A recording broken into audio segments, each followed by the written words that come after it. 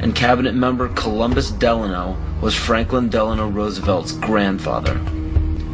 In November 21, 1933, President Franklin Roosevelt wrote, "The real truth of the matter is, as you and I know, that a financial element in the large centers has owned the government ever since the days of Andrew Jackson." Abraham Lincoln's father was A.A. Springs, who was part of the Rothschild dynasty. Lincoln's half-brother worked for Louis Cass Pasteur in the Merovingian dynasty, which was the 13th Illuminati bloodline. Pasteur also owned Jekyll Island, which was where the Federal Reserve Bank was created. In the mid-1800s, Abraham Lincoln and the Whigs were trying desperately to keep Andrew Jackson from establishing a gold standard called the Independent Treasury System. Lincoln and his party fought to set up a central bank, making such public speeches as, "Under a gold and silver standard, all will suffer more or less, and very many will lose everything that renders life desirable." This statement resounds elements of scare tactics in this speech and other speeches on the matter given by Abraham Lincoln. They give no real evidence or explanation. In the early 1900s, after a failed attempt for Woodrow Wilson to set up what was called the League of Nations following World War I, Wilson and his advisor, Colonel House, set up the Institute of International Affairs.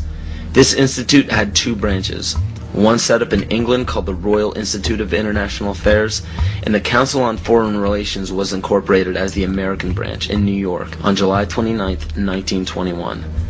Founding members include Colonel House, J.P. Morgan, John D. Rockefeller, and a few others. A national income tax was declared unconstitutional in 1895 by the Supreme Court, but a constitutional amendment was proposed in Congress by Senator Nelson Aldrich. This makes much more sense when you notice that Nelson Aldrich was also known as being the authentic voice of J.P. Morgan and later married into the Rockefeller family. Today, 27 to 35% of American workers' pay is taxed, and this money goes to a central bank called the Federal Reserve, or the Fed. For those of you who are unaware of the Federal Reserve Bank and what it is capable of, it is a non-government-owned bank that provides the U.S. with all of its currency. They control the inflation rate by the amount of money in circulation. Yet the most amazing aspect of the central bank is the suspension of specie payments, in which the Fed can refuse to pay their obligations, yet taxpayers must pay their debts or go bankrupt. In other words, the suspension of specie payments is the central bank's right to breach a contract with no penalty whatsoever. In even simpler terms, it's called theft. How is it that the Fed is allowed to breach any contract they wish without penalty from the government? The answer is simple. The Federal Reserve Bank has power over the government instead of under it. Carroll Quigley, Bill Clinton's mentor while at Georgetown University, wrote of central banks, "They want nothing less than to create a world system of financial control in private hands, able to dominate the political system of each country and the economy of the world as a whole, controlled in a feudalist fashion by the central banks of the world acting in concert, by secret agreements arrived at in frequent private meetings and conferences." It is important to note that nearly all of the founders of the Federal Reserve Bank were involved in the conception of the Council on Foreign Relations. Since 1934, when the Fed was established, almost every United States Secretary of State, all Secretaries of War or Defense since Henry L. Stimson, almost every head of CIA since Allen Dulles, nearly all presidential candidates, Dwight D. Eisenhower, JFK, Richard Nixon, and Bill Clinton were members of the CFR. George Bush Sr. was actually the CFR director from 1977 to 1979. Understand that all of these high-ranking government positions were lobbied into place by the organization set up by the International Banking Cartel.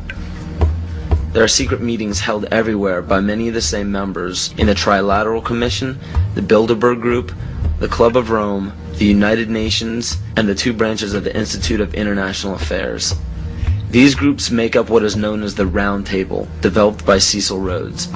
Other offshoots or preliminary groups are the Bohemian Group and Yale University's Skull and Bones organization, which we all know George W. Bush, George Bush Sr., and John Kerry were all a part of. Most every meeting by these groups are attended by the most powerful government officials, corporate leaders, media moguls, and royal families in the world. These meetings are held in secret and not a word of them reaches the mainstream media. How is it that so many powerful people can attend meetings alongside the mainstream media and not a mention of it makes it to the public? This all may start making more sense when you start understanding that common citizens aren't meant to know what is happening at the top. Is there any dispute that to gain power in our day and age, it takes strategy and intelligence rather than brute force? Logic will tell you that in any sport or game, to claim victory, you must keep your moves strategic and secret. Why would it be any different in global politics?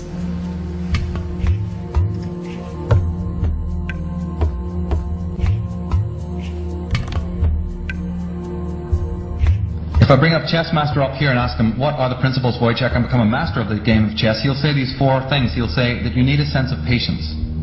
Now, if you don't have patience, don't even try to begin the game to learn it. He'll say you need a sense of timing. If you don't have a sense of timing, don't open the book.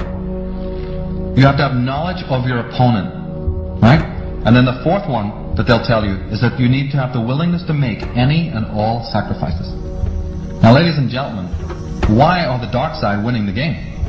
It's because they've got infinite patience. They've been working on one thing for 50,000 years. I call that patience. They got a brilliant sense of timing because they know all about the astrology and the divination that we forgot, that our agricultural ancestors all knew about. Well, we're with the Julian calendar and we're not interested in any of that stuff anymore. We're slaves of the watch, but we don't know about the higher time to rule our own lives by. They have amazing knowledge of you. Right? They have intense knowledge of us, their enemies.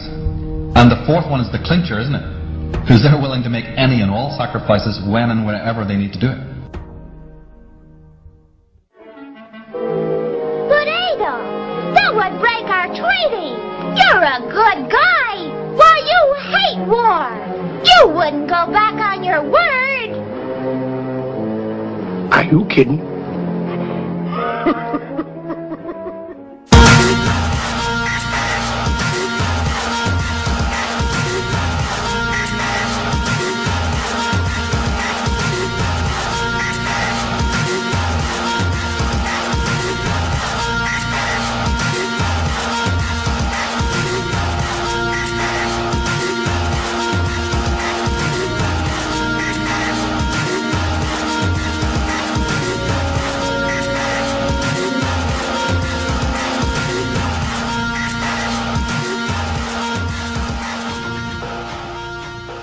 George W. Bush is a direct descendant of Godfrey de Bouillon. The Bouillons were servants of Pope Gregory VII and led the European noblemen into the crusade in order to recapture Jerusalem from the Islamic faith.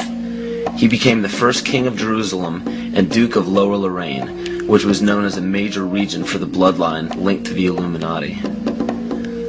Bush is closely related to every European monarch. He is the 13th cousin of Queen Elizabeth and Prince Charles. He also has kinship with every member of the British royal family, the House of Windsor. The House of Windsor is known for abandoning their German names after World War I due to criticism of the people.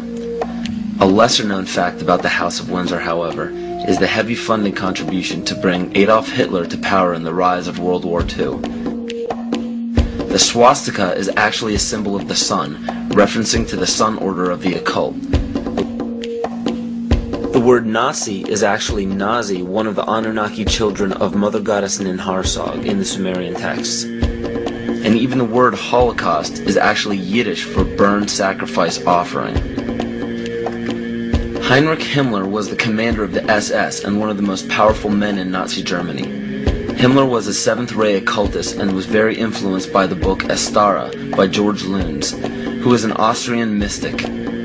This occult book mapped out the plan for a cleansing of ethnicities and bringing about one race, and to revive the ancient tradition of the Knights Templar of the Middle Ages. The Knights Templar were a group largely killed off by the French monarchy. The remaining Templar created many Masonic orders and secret societies throughout Europe, from which the Illuminati is believed to have originated. It's important to note as well that the Bush family's ancestor, Godfrey de Bouillon, was a Holy Templar himself.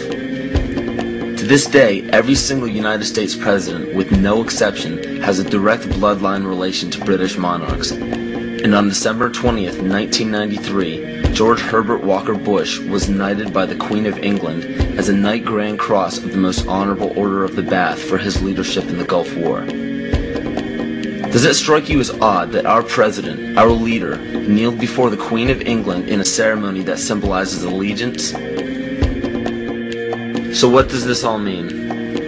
It simply means that throughout every major civilization, political power has remained in a select few bloodlines, and it is desperately held in the same manner today. It is openly admitted to the public that major leaders worldwide are part of secret fraternal orders or secret meetings. But what is not disclosed to the public is the purpose of these meetings. So let me spell this out for you.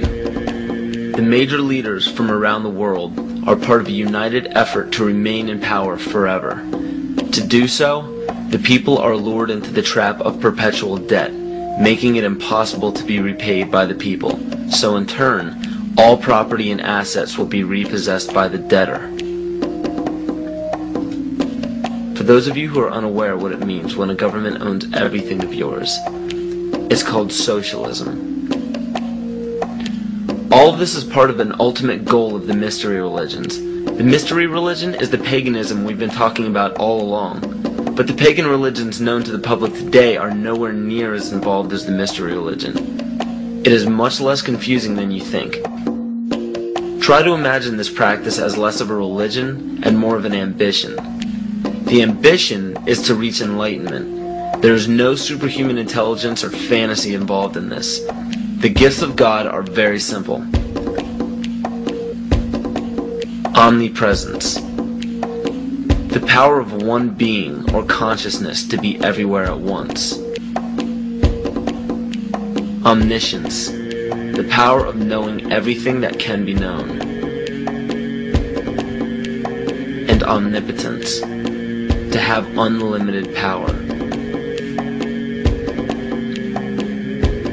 We see all of this today. It cannot be denied.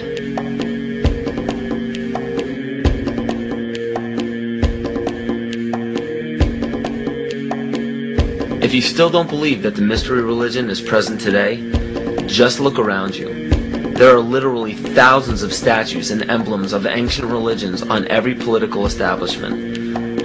Even on military uniforms, these symbols are found everywhere, but not only in our country. The same emblems are found on every nation's military uniform. And why would this be?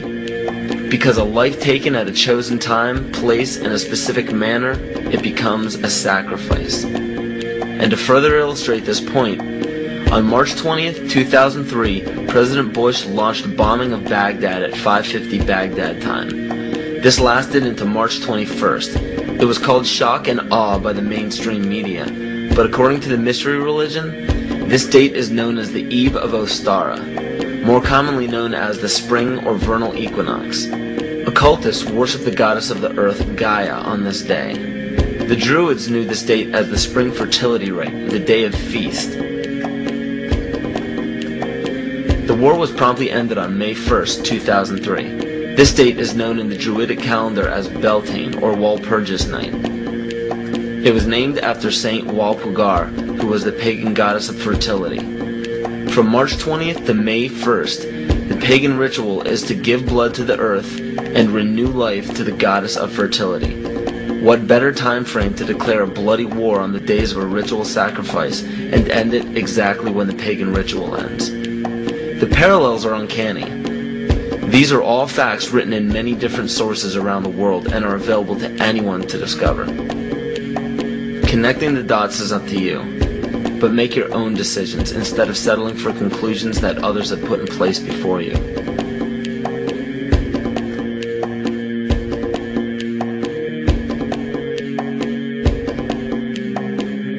The right answers are what you decide are the right answers. Maybe everything I'm telling you is wrong. I mean, I can tell you what I think happens to be more or less right, but there isn't any reason why you should pay any attention to it.